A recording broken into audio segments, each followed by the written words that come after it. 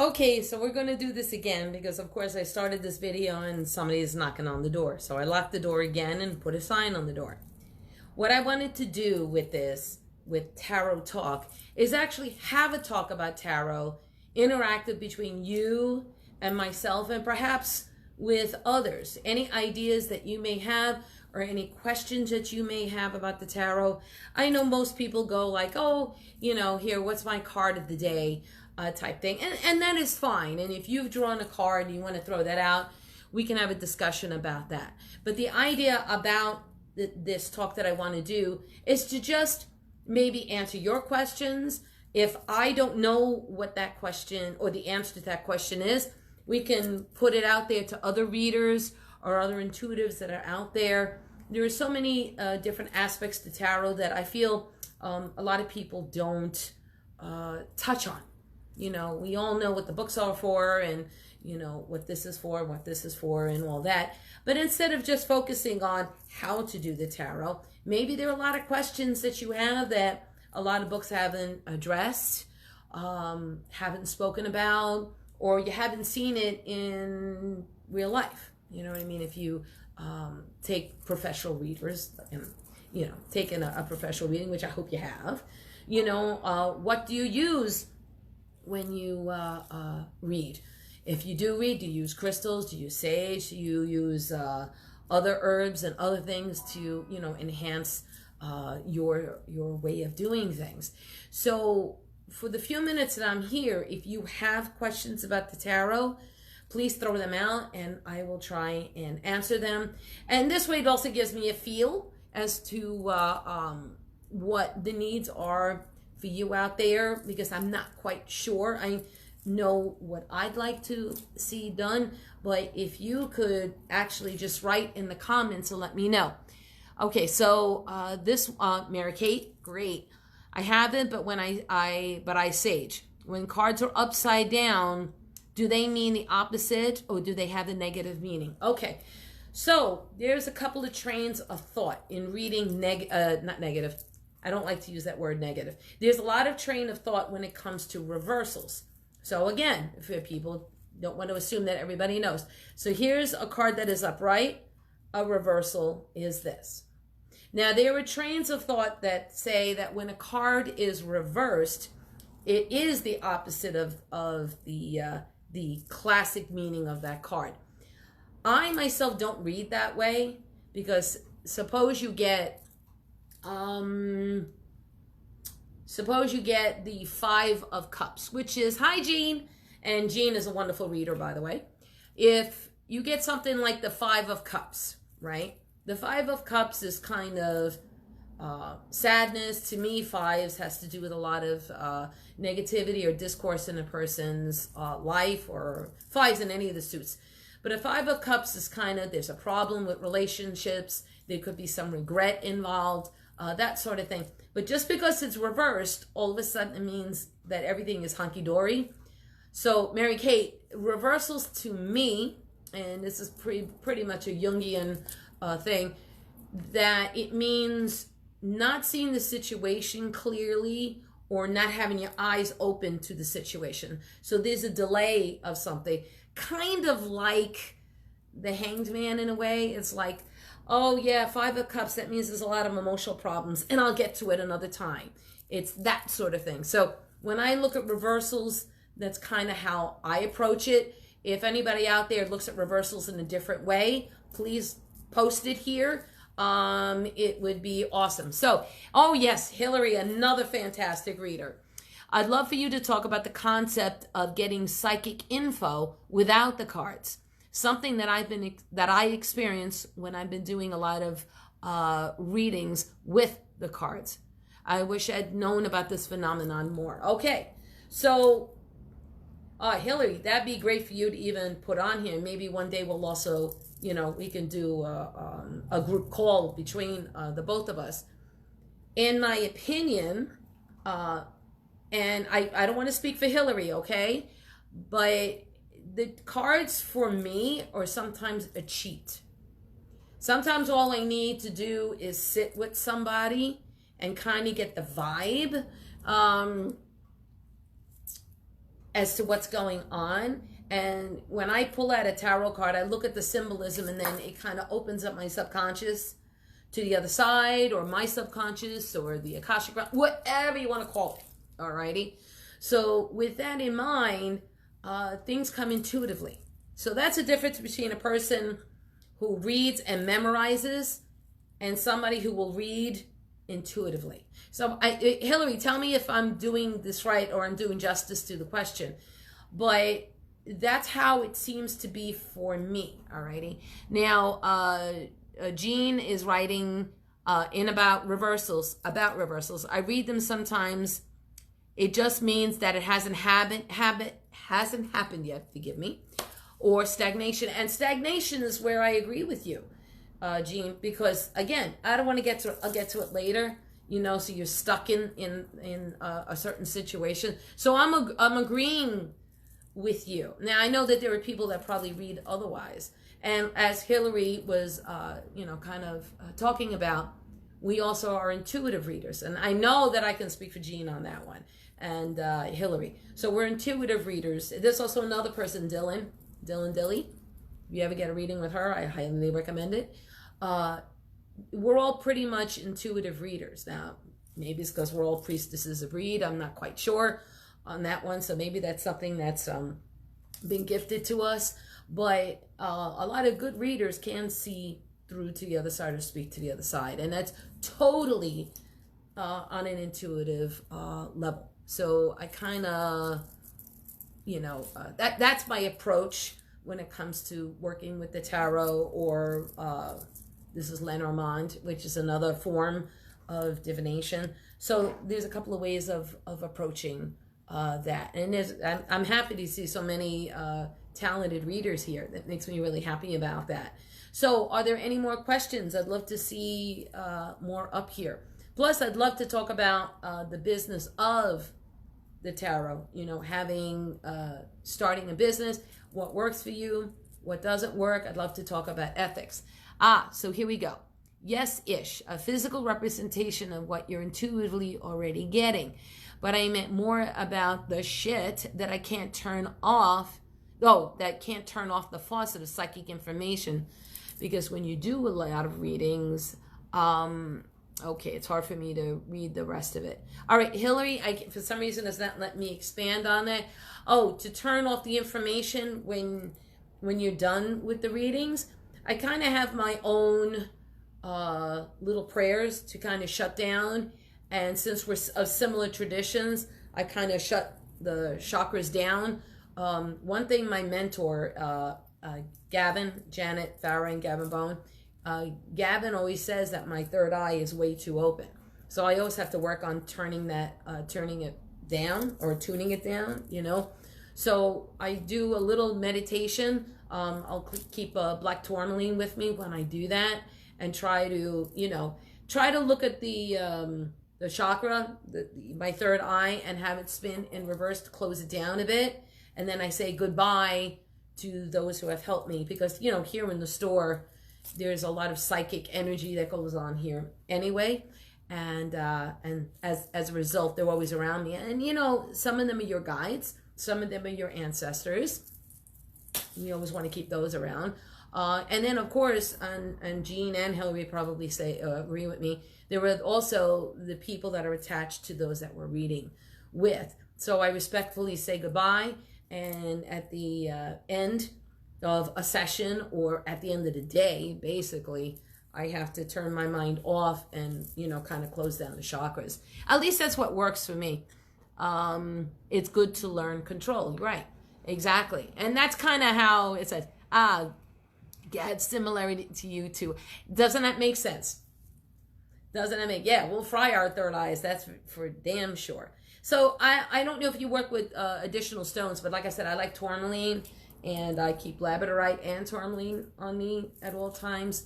Plus, if it's of any help, in my tower room, I have a big sphere of selenite. I believe that it keeps things calm and relaxed. And it's a funny thing, but maybe it's the Italian in me, but if somebody comes through that I don't want to talk to, I literally say, you're not welcome here. And I'm probably saying that a lot nicer here than I would if it's somebody really particularly nasty coming through. But I also have my wards up all over the place. So I have wards all over the store. I have wards in my tarot room. You know, I keep well protected. You know what I mean? So, okay, I've learned to open and close as needed. Makes life more pleasant. I agree. I agree. And smoky quartz too. Yeah. I also love smoky quartz for children. I know that sounds crazy, but when a parent or somebody comes to me and they say my kid needs protection, I think smoky is a little bit more gentle than a black tourmaline, depending on what is needed. And I love smoky quartz for kids. Love it. But I use a lot of crystals. You know, there's a lot of crystals in my tarot room, or when I'm doing a private event or a public event for people, I keep my stones with me. It's a party, Liz. I love it. I love all of the people that are here. So does anybody else use crystals in their readings? I'm curious to see what else people have. As I mentioned, I think black tourmaline is kind of my go-to, and labradorite. Yay, Liz. So Liz, as you may have seen, we were talking about what we do when we use tarot. And we talked about reversals and then what to do about psychic energy. Yes, right. Well, we need Dylan in here. That is true. So Hillary, so I'm directing this to you right now because you do a lot of readings, okay? How do you prepare for the day? How do you get ready for the day to do readings? So I'm throwing that at you. You know what I mean? And of course, I'm throwing it to Hillary, but if anybody else would like to throw that in. Labradorite is absolutely my favorite. Now, I actually recommended labradorite to somebody the other day, and they said that labradorite is so strong, they can't carry it, you know. So not every stone, I guess, works for everybody. And Jean writes, pretty much I use exactly what you were just mentioning. I wonder who was my teacher. Okay. All right, you want me to blush? You want me to do that? I am proud to say that I've taught a lot of people, or at least set them on the path when it comes to tarot, or at least trusting their divination skills, because you could teach divination, but if you don't have it, you don't have it. I think most people do. But Jean, you're a natural at this. You know what I mean? So maybe I just guided you in the right path on some level, but you were doing this long. You were probably doing this in another life. That's how long I believe you've been doing this. You know what I mean? Yeah. Hey, Mary. So you get what I'm saying. So not Mary. So Hillary writes, a cup of tea, lots of water, meditation. Then I put on my psychic mala beads. Then I'm ready to go. So with your mala beads, Hillary, are they a particular stone? Because I see mala beads made of many different types of material, or are they wood? Just out of curiosity. Okay, I'm just reading all of these. I'd love to do more readings. Yeah, we know that. To be honest with you, I have a store for those who don't know that. And even though I do, I have lots of stuff for retail, crystals and candles and all that other stuff, I actually do more tarot readings than anything else out of this place. So if you're a good reader, you can make a good business out of that. So replying to myself, what I do to prepare, excuse me, I didn't have dinner too long ago, had an early dinner. I have my stones in place, and I have my sage in place. So when I go to do a reading for somebody, I take out my deck or decks, because I allow, a lot of the times I ask them which type of deck would they like, whether it's regular tarot or Lenormand. Okay? So I have two different systems. I ask them which deck they would like. I explain the differences, and then I smudge them, the cards, and myself. I say a little prayer for a good and productive reading, and then I go on. So Excuse me. So, lots of stones. Rainbow, moonstone, iolite. I can't think of the rest. Excuse me, all of a sudden I have a tickle. Oh, iolite. I haven't used that. I actually have quite a bit of it here. Was it keto? Yes, it was, Jean. I lay from Jean. I lay out my cloth, put everything in order. I take out my Ganesha. I link. Oh, I see. And sprinkle with Florida water. So if anybody doesn't understand what Florida water is, you see this a lot in Latin neighborhoods. I grew up in Harlem, so obviously that was all over the place. And was originally, I shouldn't say originally, I knew it originally as a cologne that most of the men in the neighborhood would wear. But there is another use for it. Because it's made of Floridas. Oh my gosh, I'm not talking about the state of Florida. Because it's made of flowers. It's essence of many different types of flowers that are used for purification. So Florida water became it, or probably was first. I'm not sure. So if anybody knows this bit of information, let me know. But Florida water can be used in lieu of sage if need be. The beauty of Florida water is you could put it in your bath water. You could put it in your floor water. You could wash your walls with it. And it's very cleansing. So Florida means Florida, which is flowers. All right. So it's essence of flowers that are used for purification. Just to give. So like mine, I put into a little spray bottle. And then when I go into a place that doesn't allow incense to be burned or flame, the Florida water would be perfect. Okay, Hillary, it's wonderful to see you too. You'll be, okay, so let's put this out there. Hillary will be on Facebook Live Friday night talking about the new moon and giving 1-card readings. So if you want to look for her, her name is Hillary Perry Haggerty. I hope I pronounced your last name correctly, honey. And by the way, if anybody out there also does tarot readings and stuff, you could put your information here. Oh yeah, Jean, it doesn't smell like, I know it doesn't. It smells wonderful.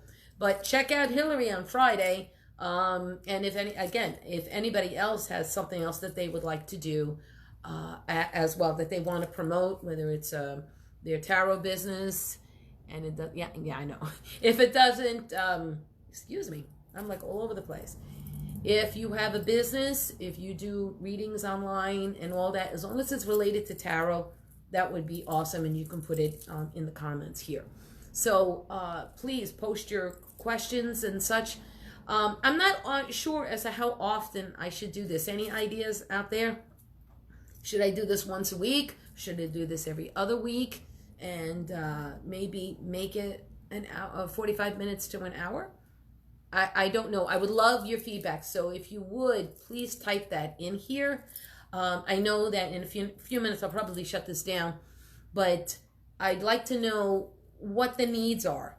So I'd like to gear this little talk towards the needs of the tarot community and those that are interested in the tarot. So I think that'll set this apart from what other let me see what we have here. I would love a reading to see if I'm going to have to evacuate or from, the hurricane. So yes, Jean is in Florida and has to worry about hurricanes.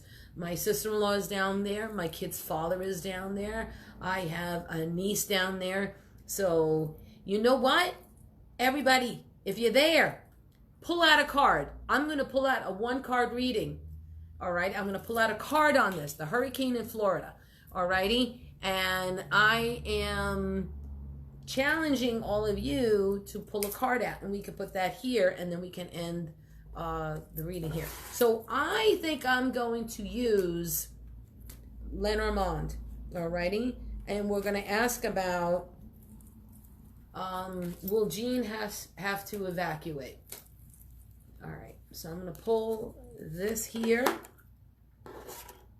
Okay, so Jean, If you see this, I know you know Lenormand very well. So this is the letter, which means information coming.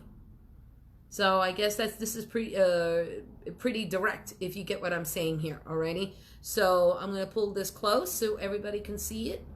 Alrighty. Once a week, reindeer. All right, once a week there. We could talk about crystals, Meredith. That would be awesome. So Jean, this says information is coming to you in regards to the hurricane, and let me see if this gets more clarification. Okay, Jean, I got the rider, which means, and you know that this means good news coming in a short amount of time. So the way I'm looking at this is I don't see you needing to evacuate. Alrighty, so that's my take. Does anybody else have a different take on this? But Jean, from me to you, I don't see the need for evacuation. Okay, so I'm getting once a week here. Mary Kate writes, if you do a reading in a home, are portals opened? You know what? That's a really good question. To me, probably not. To me, self-gnosis. The reason why I say that is I think I prevent it by having my wards all around my store. I have a pretty strong, is that a keto deck? Fred, I'm going to slap you when I see you. Okay? No, it's not a keto deck. Anyway, for anybody who understands the joke, I'm on the keto diet. I lost a lot of weight on it. I'm sticking with it. And so everybody teases me about it. Okay? So where was I? Oh, so I don't see portals being open, but I imagine that there are some that are always open anyway because I always allow my ancestors in. My son always comes through. I have my spirit guides. I have those that always watch me and take care of me. So obviously something has to be open because I allow that sort of communication. But then when somebody comes through that I don't want, I tell them to leave. And I've not had much of a problem with that. So I'm not sure if that's as direct as you want, Mary Kate, but that's kind of what I have here. So let me take a look at what else I have. So once a week. Meredith, we could talk about crystals. And I miss you too. So Jean would like once a week too. So it looks like once a week is kind of the key here. So maybe I can do this on Mondays. I just have to figure out what time because sometimes my days get really, really crazy. But either way, if I did it this Mondays, do Mondays look good? You like them early or in the afternoon? Right away. Give me that info. Would be kind of neat, you know, and see if I can gear this towards the needs of everybody else. I kind of like this here. I'm in the front where my windows are, so it looks kind of pretty, and I'm using my phone. I was going to say I'm away from my phone, but you get what I'm coming from. And I also do a lot of other video type of stuff, so I think you all know that. So we'll take it as that. So is Mondays good? Come on, give me some answers here. There's plenty of people on here. So Mondays, would you like it in the mornings or in the afternoons? I'd like to know. Oh, you lost me. I don't know why. It looks like everything is still pretty good on my end. But is mornings good or the afternoons better? Like right now, it is 5:33. So it's quiet for the store. So Monday late afternoon. Okay, so we got one person. Anybody else? Mondays after, so that's two for late afternoon. Alrighty, let's get some more. I have a lot more people here that I would love to hear from and give me an idea. And if we go offline, you could still write it in the comments, okay? So I'm going to say goodbye to everybody as I have another person on the door. And write in the comments the rest of what you need. And we'll say just goodbye for now, okay? We'll say goodbye from now. Okay. Bye-bye, sweet everybody. I hope everybody has a great rest of the day.